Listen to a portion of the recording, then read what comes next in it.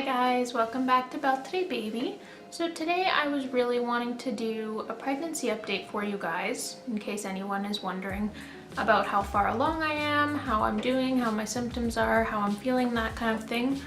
Thought that would be an interesting topic to talk about, so I'll get right into it. So I am currently 31 weeks pregnant with my son.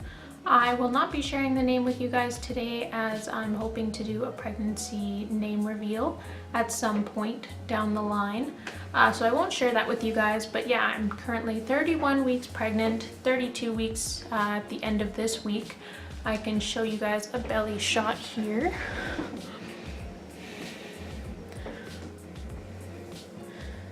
So yeah, I'm getting there, getting pretty big, getting a cute little baby bump now at this point.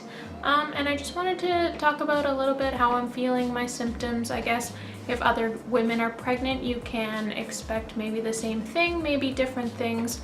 Everyone is different during pregnancy, but maybe this will give you a hint based on my symptoms, what you will be having maybe if you're deciding not to find out the sex of the baby.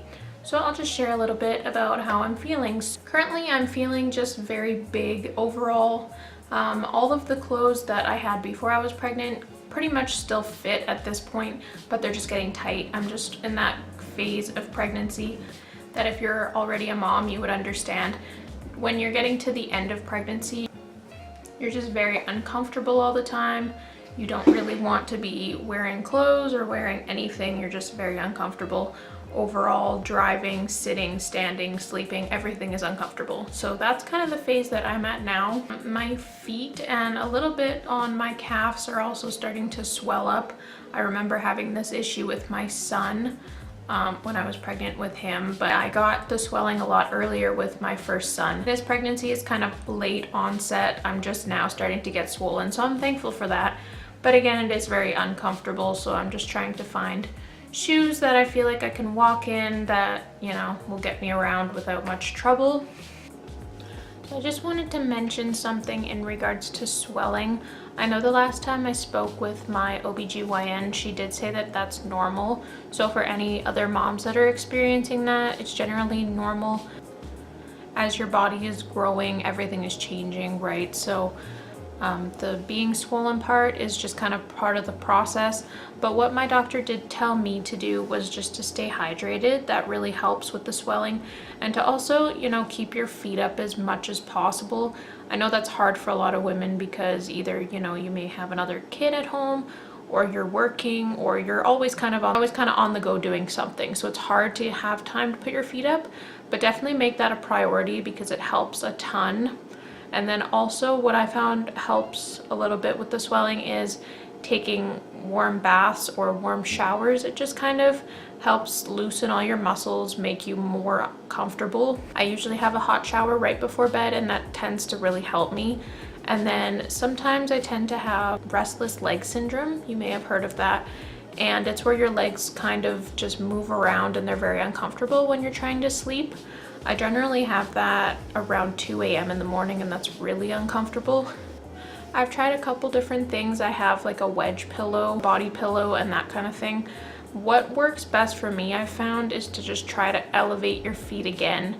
Maybe sleep with something between your legs if that helps, but generally I just found elevating my legs really helped with the restless leg syndrome. So that's just a tip for you guys if you're experiencing the same thing. As for cravings, I don't really think I have any. I tend to really just like having meat and fruit, and I feel like that is similar to how I was with my first son. I just really wanted a lot of meat and a lot of fruit and citrus and watermelon and like fruity things. That's really what I'm feeling like again. I am kind of in between phases though. I feel like I'm also hungry all the time, but then sometimes I'm not hungry. So I can tend to get dehydrated and those sort of things. So I'm currently taking an iron supplement just to kind of boost up my energy because I'm feeling a little bit low energy at this point. But yeah, overall I'm feeling pretty good, physically, emotionally pretty good. I had nausea a little bit at the beginning of my pregnancy. I get spells of that every now and then, but definitely haven't thrown up. I've maybe thrown up 3 times this entire pregnancy, so that I'm very thankful for. I know a lot of women, they're sick throughout their whole pregnancy or at least a good half of it, and I'm really thankful that I haven't had that. I'm still able to drive normal, all of the stuff that I used to do before I was pregnant, still able to do now. It's getting a little bit harder because of my big belly, but overall, I'm doing pretty well. I do have a doctor's appointment this week with my OBGYN. I'm excited to hear the baby's heartbeat and make sure that I'm measuring okay, that everything is good, just to check up with her and make sure everything is good. And then I also have my 32-week ultrasound next week. So very excited to see my little boy again. Every day that goes by, I'm more and more excited, and I know so is my husband and our other son, Paolo. Yeah, I just thought I would share a little bit about how I'm feeling, how far along I am, if any of you were interested in knowing. And I will definitely try to do these every week just to kind of update you guys, see if I'm feeling any different. I can update you guys. And my husband and I will also be taking maternity pictures right away, very quickly here, probably around my son's birthday. He'll be turning 2 in June, so we're gonna probably do our maternity pictures around then. So I'll definitely be making a video of that and show you guys all the pictures, share that with you. And yeah, I'll keep you updated on my pregnancy if you're interested in knowing. So thank you so much for watching. I'll see you in the next one. Bye.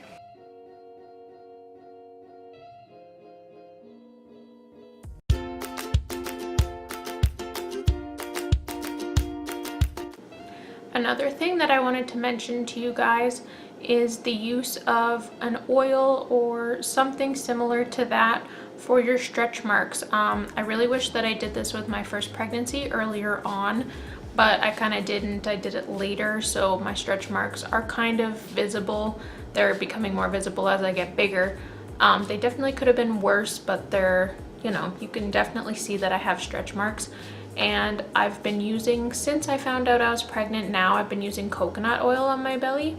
And I feel like that's really been helping just kind of moisturize the skin, keep everything tight so that you're not getting like loose, flabby skin anywhere, because that creates more stretch marks. So yeah, I would definitely say to keep your stomach and your hip area very moisturized. That'll help with stretch mark. Yeah, here's a shot of my stretch marks. They're definitely not too bad. They're getting pink and purplish kind of. I have one here from when I used to have a belly button ring.